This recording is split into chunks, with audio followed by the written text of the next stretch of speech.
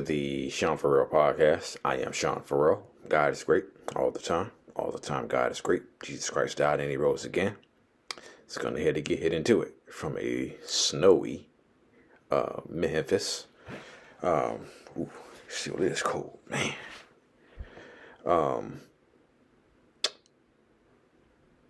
It did hit snow Friday and Saturday morning, Sunday morning as well. And I got stuck a few times on my way home from work. And the snow had thickened. Okay. And so when the snow thickened, there were problems. And I had no problems going in to work Saturday night, but I had problems Sunday morning going home from work. And I got stuck a couple of times. But God bless me with someone to bring me out of the snow every time. And eventually made it home safely. Okay. And so, yeah. Anyway, 8 signs you were bullied as a child. Okay. You wish every day for someone to rescue you from your torture, or at least to recognize that you're being tormented. You have a severe distrust of authority and peers from the times you were told everyone you were being bullied, only to be ignored or laughed at. You have social anxiety whenever you need to speak to someone new, as deep inside you fear that they are a bully.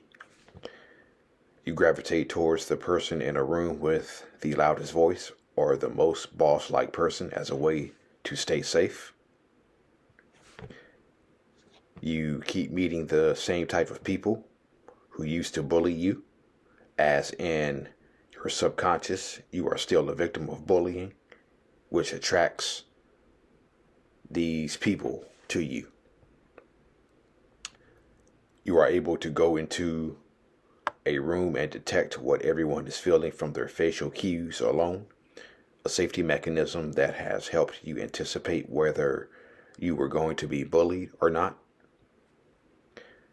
Your survival response whenever someone or your survival response whenever something goes wrong is to seem as invisible and harmless as possible, which prevents you from having tough conversations and finding new opportunities. You are deeply angry and bear grudges easily, even when the incident has been forgotten by everyone. Yet this anger also helps you fight for the weak and helpless. Okay. Yeah. So, I made a whole secret that I was verbally bullied as a child in school. And when I graduated high school, I had anger towards everyone. And I just had anger. Excuse me. I had anger at the wrong people. Friends, family, co-workers. I didn't. Misdirected anger is what it was. And yeah, for the longest time I was angry, and I didn't like being angry, which eventually led to a suicide attempt on my part. That anger, that depression I was feeling, yeah, it was misdirected. And so yeah, I wanted to end my life. And yeah, so the short-term effects of bullying, the long-term effects of bullying. Okay. Um, Hold on.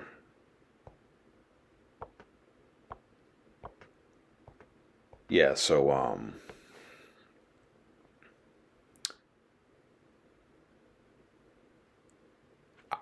I'm a little bit more cautious about who about the people I tell my bit about the people I tell my business to. Okay. I'm a little bit more cautious because you never know who is gonna have sympathy for you or who's gonna talk about you. Okay. You never know who's gonna have sympathy for you, and you never know who's gonna talk about you. Okay. So this post by mental health CEO, 8 signs you were bullied as a child, are pretty good. Okay. Um, I'm trying to find the one.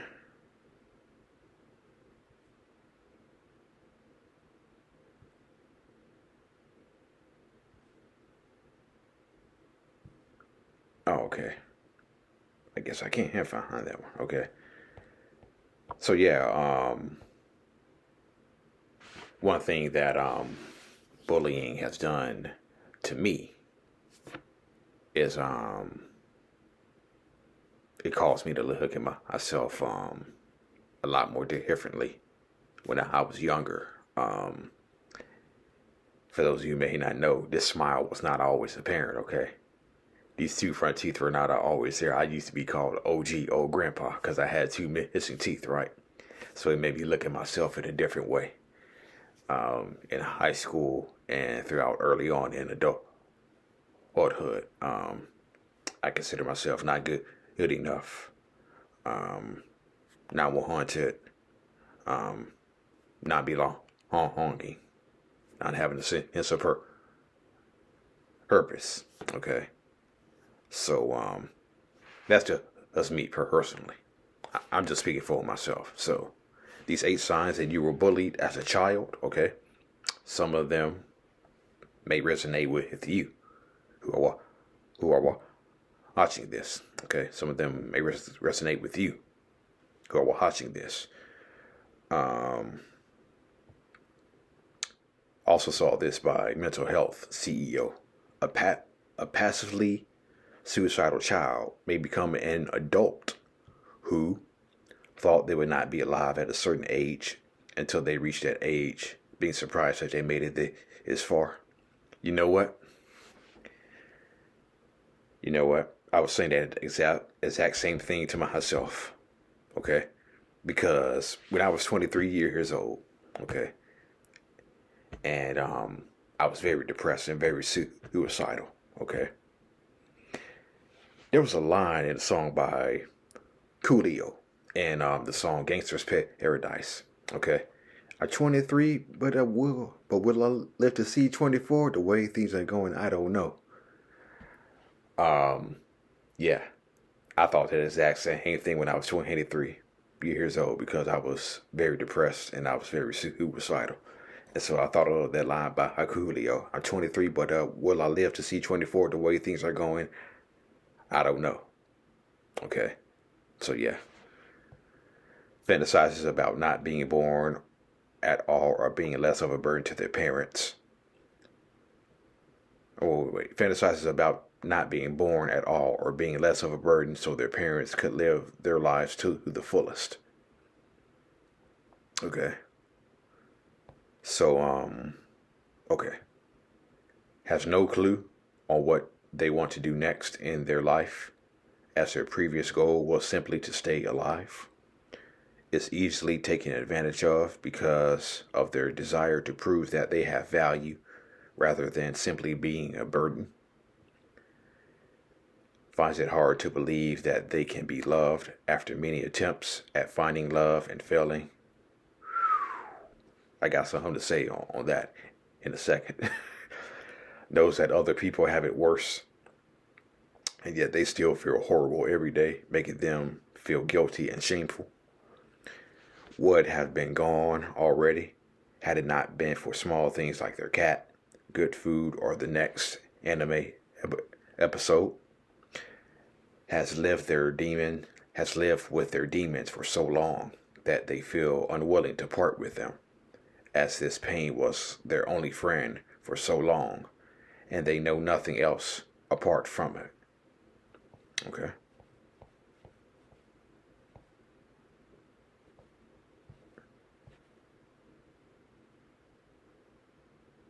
Okay, so the ones that I want to speak on fantasizes about not being born at all or being less of a burden so their parents could live their lives to their fullest. Yeah. So, the, the trigger warning. When I was younger, I dreamed about suicide, and I dreamed about I would write how I would write a note to my parents, and I would leave the note there. Then they would come in and find me dead from suicide. Just keeping it real. Just keeping it real. Keeping it 100. Okay, that's what I dreamed about. And also, I dreamed about frequently. What I dreamed about is the things that would be written about me when I did in my life by suicide. What friends would be saying, the newspaper articles, the interviews that people would be doing. Okay, I dreamed about that. Okay. Um, the other one that I want to speak about is finds it hard to believe they can be loved after many attempts at finding love and failing. Yeah, that was me. Yeah, yeah, that was me. That was me. Yeah, that was me. I found it so hard to be loved. Okay, I found it so hard to be loved, and especially the times where you feel like you're building something. Okay, you feel like you're building something. You're building something with another woman, or you're building something, or that woman is building something with another man. You're building something, and you feel like it's going well, and then all of a sudden, it ends. Okay, yeah, yeah. Those things right there, um, make it hard for someone to believe that they can ever be loved, even by friends, even by family members. Okay, because um, their attempt at finding love on their own didn't work.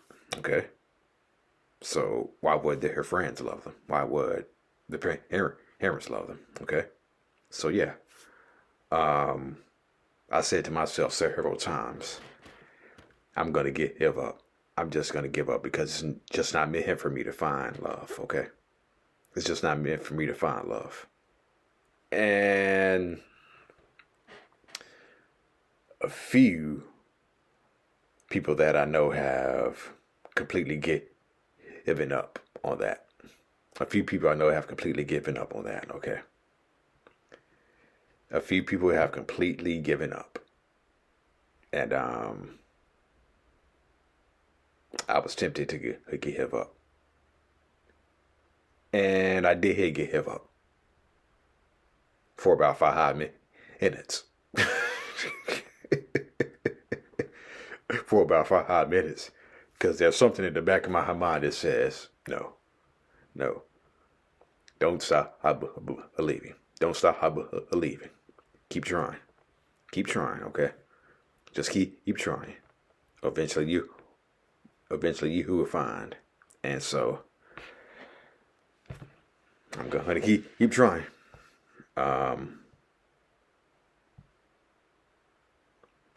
Also, the last one has lived with their demons for so long that they feel unwilling to part with them, as his pain was their only friend for so long, and they know nothing else apart from it. Yes. So, So yeah, so once you start getting better, once you start getting better, the first thing that's going to happen is you're going to have to feel worse. That's just how it goes. And a lot of people are, well, I wouldn't say a lot of people, but quite a few people are unwilling to feel worse. Um, that's the pro. That's the pro. I said so. You're gonna have to talk about things that you don't want to talk about. You're gonna have to start breaking down those things that you feel so comfortable with, and those are the things you're gonna have to do if you truly want to feel better. Okay, and it can be hard to do. It was hard for me. Okay, I'm speaking for myself. It was hard for me to do. Okay, to break down those barriers of depression, anxiety, suicidal thoughts. Okay, because it was all that I knew. It was all that I knew. I knew nothing but depression, suicidal thoughts, anxiety, mental pain. That's all I knew. That is the only thing I knew. Okay, and and if you want to break those things down, you're going to have to talk about those things, and you're going to have to start dismantling um, the pain that you feel comfortable with, and the things that you knew, and the only things that you knew, like mental pain, depression. You're going to have to start dismantling those things. Okay. And when you start to dismantle those things, you're going to feel worse. And you're going to have to be willing to feel worse. To feel worse. Talk about things that you don't want to talk about. And once those things are torn down, start to implement new things to prevent you from going back from the old way that you used to live. Scottie Pippen had a good saying, okay? He said, when your old life begins to call you back, don't answer the door or don't pick up the phone, okay? That was the saying from NBA Hall of Famer Scottie Pippen, right? When your old life calls you back, don't answer the door. Don't pick up the phone, okay?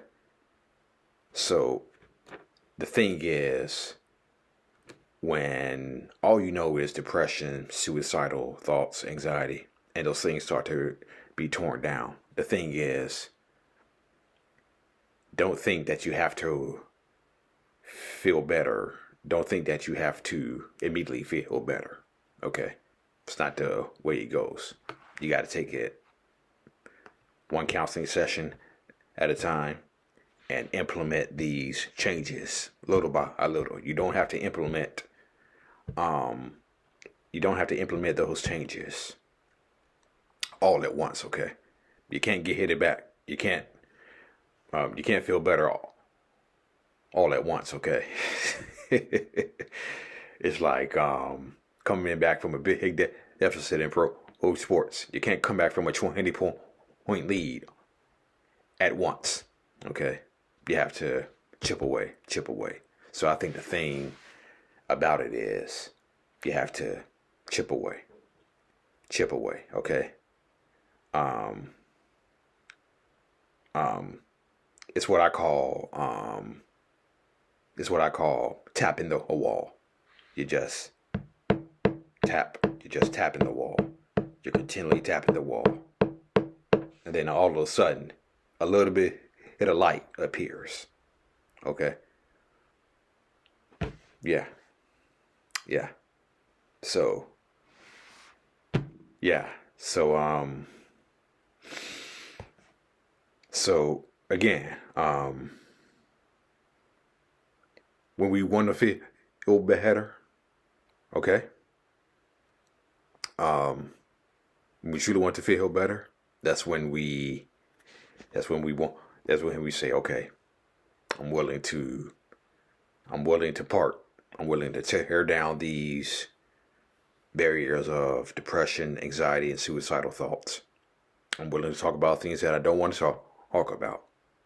Okay? And I'm willing to put it in the work. Okay? Recovery is hard. Okay? Recovery is hard. Recovery is hard. Anybody who has successfully recovered from depression, anxiety, thoughts of suicide, drug addiction, porno addiction, they will tell you it is hard. But if you're willing to put in the work, if you're willing to stick with it, and you're willing to continually tap the wall, you're going to see light. Okay? All right? That's it. And that's all for the Sean Farrell podcast. I am out of here. May God bless you all. You matter. You are loved. You are more than enough. And don't let anybody else ever tell you any differently. Peace.